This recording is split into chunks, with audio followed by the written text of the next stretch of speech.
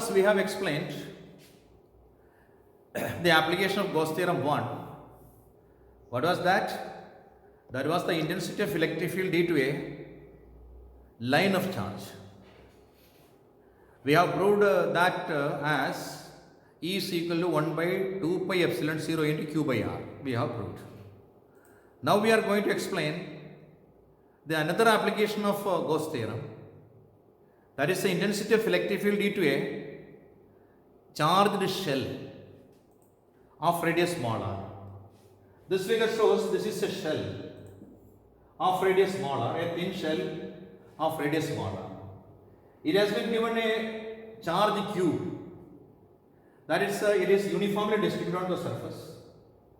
Having its charge density, sigma is equal to Q by 4 pi capital R square. Because the area of this is a thin shell. Area of the shell is what? 4 pi R square. Therefore, surface charge density of this charged shell is given by sigma is equal to Q divided by 4 pi capital R square. So there is a point P smaller away from this shell where we wish to find the intensity of electric field due to this charged shell using Gauss theorem. For using Gauss theorem, what do you need? We need a closed surface. What is the name of the closed surface? Gaussian surface. So hence the Gaussian surface, here I am drawing a concentric sphere. That sphere encloses the charged one. And the radius of the Gaussian surface is smaller. And also at the point P, I will place a small area ds. On ds only the point P is lying. Understand? Okay. In this case, one more thing you have to remember is that ds is the perpendicular. That means it is a surface vector. ds is a surface vector.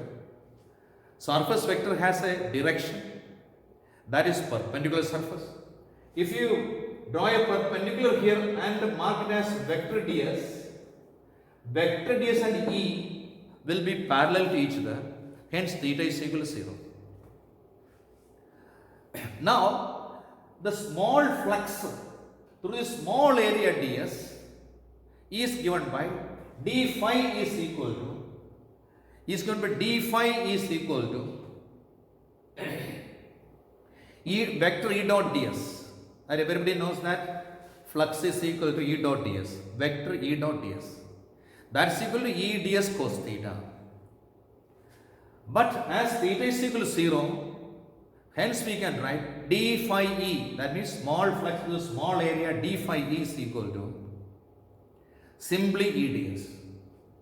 So the small surface ds, if phi is equal to d phi, that is equal to E ds, then what is the entire flux through the whole Gaussian surface? That is equal to surface integral E ds. Surface integral E ds, that is surface integral E ds, that is going to be phi is equal to surface integral E ds. This is the total flux through the entire Gaussian surface. That is E into here there is surface integral, there is that surface integral mark is missed, that you have to fill it. That is E surface integral ds is equal to E into 4 pi r square. Here there is a mistake that you have to mark it in your book. Okay. So but by Gauss theorem, so we have proved now phi is equal to E into 4 pi r square. Am I correct? First of all, we found the flux to a small area. Then we have found the flux to the entire surface area of the Gaussian surface. That is equal to E into ds. That is equal to E into surface integral ds. Right? Surface integral ds is equal to 4 pi r square because the Gaussian surface is a sphere. The surface area of a sphere is equal to 4 pi r square because Gaussian surface has a radius is equal to small r. Area of the sphere is equal to 4 pi r square. Now, this is the calculated value of the flux through the entire Gaussian surface. Now by Gauss theorem we have what Gauss theorem says? the total flux or the surface into the electric field over a closed surface is equal to 1 by epsilon 0 times the charge enclosed by it. That is 1 by epsilon 0 into q. That is equal to q by epsilon 0. Therefore, we can write, first case we have d phi is equal to E into 4 pi r square. Second case we have phi is equal to q by epsilon 0. Sorry, first case we have phi is equal to E into 4 pi r square. Second equation we have phi is equal to q by epsilon 0. Equating these two, we can write E is equal to 1 by 4 pi epsilon 0 q by r square. Right? That is, but q is equal to sigma into 4 pi r square. Why that? Because sigma is equal to q divided by 4 pi r square. Therefore, q is equal to sigma into 4 pi r square. Capital R square we are taking because the charged sphere has radius capital R. So the area of the charged sphere we are taking in this case. So cancelling all this we can write sigma into capital R square divided by epsilon 0 into small r square, where capital R is the radius of the charged sphere and small r is the radius of the Gaussian sphere. If r decreases, that means the point P go towards or move towards the charged body. Hence the intensity goes on increasing. Why intensity goes on increasing? Because the point is going towards the charged body. Distance of the point from the charged body when decreases, intensity goes on increasing and becomes maximum on the surface of the body. On the surface of the body we can say that the distance small r becomes equal to capital R. Then we can write E is equal to 1 by 4 pi epsilon 0 into q by small r, capital R square. In place of small r square, we are writing capital R square. Again, the value of q is admitted here. That is introduced here. Q is equal to sigma into 4 pi capital R square. You will get sigma by epsilon 0. This is a very important result. That means on the surface of any charged body, the intensity of electric field is equal to sigma by epsilon 0. Am I correct? For example, Earth is also a charged body. So the intensity of electric field on the surface of the Earth is also same as equal to sigma by epsilon 0. It is independent of the radius of the body, radius of the charged body. If smaller is less than capital R, the point P will be inside the charged body. So if we construct a Gaussian surface inside the charged body, because you have been told that by me that the charge is remaining only on the surface. It is a charged shell. When a shell is charged, the charge will remain only on the material of the shell. If you go inside the shell, the point P will be inside the shell. Keeping the point P inside the shell, if we construct a Gaussian sphere, that Gaussian sphere will not enclose any charge at all. Therefore, charge enclosed by the Gaussian sphere inside the charged shell is equal to 0. Hence, we can say that the charge Q is equal to 0 because the Gaussian surface inside the shell will not enclose any charge. Q is equal to 0. Therefore, QE is equal to, phi E is equal to 0 by epsilon 0, that's equal to 0. Hence, capital E is equal to 0. What I want to tell is that inside a charged shell, the intensity of electric field is equal to 0. You have to note here one more point you have to add, E is equal to 0. So, a charged shell, outside the charge goes on decreasing the distance, and when we come towards the charged shell, the intensity goes on increasing and becomes equal to maximum on the surface. If we go toward the center of that, there is no electric field. So the graphically this can be represented as shown in the figure. From the center to the surface, there is no electric field. If we go away from the surface further outwards, the intensity goes on decreasing. And this line will be kept parallel because the intensity of electric field becomes zero only at infinity. So this is the topic about. And the next topic we are going to tell you is the intensity of electric field due to a thin sheet of charge. That also I am going to speak intensity of electric field due to a thin sheet of charge. The figure is shown here.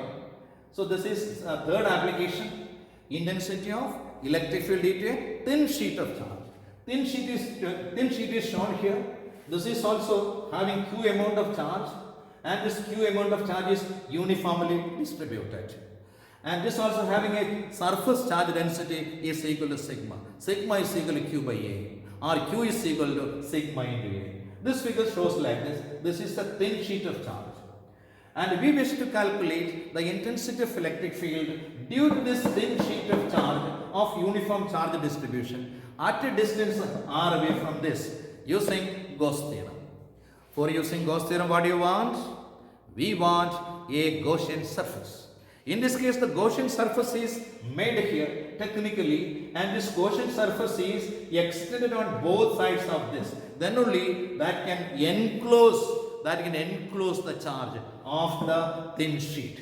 Okay? And the curved surface, this curved surface of this Gaussian cylinder will not have any electric flux. By that, if we consider small area here, ds is like this and E is like this. E and ds makes an angle 90 degree. Therefore, cos 90 is equal to 0. Hence, there won't be any flux on the curved surface of the cylinder.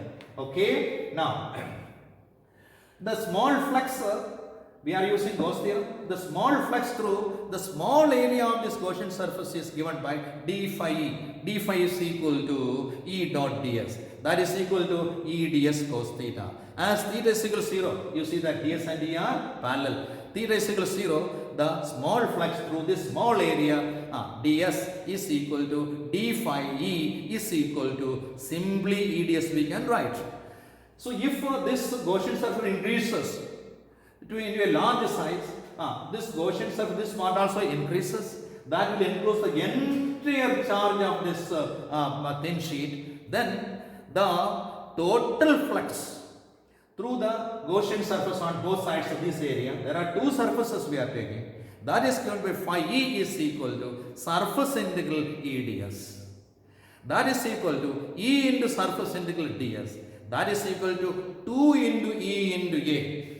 That is equal to 2 into E into A. 2 into E into A, because this Gaussian surface are 2 ds.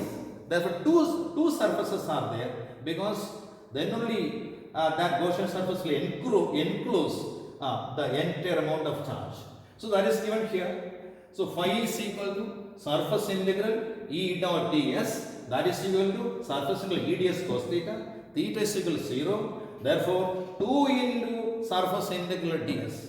That is equal to 2 into E into A. Because the Gaussian surface have two sides on both sides. And also you must remember that through the curved surface area, there is no flux. But by Gauss theorem, this is equation number 1. But by Gauss theorem, we have phi is equal to Q by epsilon 0. This is also phi, this also phi. Comparing these two equations, we can write 2 into E into A is equal to Q by epsilon 0. Or E is equal to Q divided by 2A epsilon 0. So cancelling all this, what we are getting? E is equal to sigma by 2 epsilon 0. This is a very famous relation, because this relation is independent of distance from the thin sheet of charge. Any distance, whether it is too small or it is too far, the intensity of electric field due to a thin sheet of charge is same. What is that? Capital E is equal to sigma by 2 epsilon 0. Why 2 comes? Because the Gaussian surface has to enclose the charges. Therefore, Gaussian surface has 2 ds on either sides. So, this famous relation, everybody has to remember, for a thin sheet of charge, intensity of electric field E is equal to sigma by 2 epsilon 0. Very good. Thank you very much. Next class tomorrow.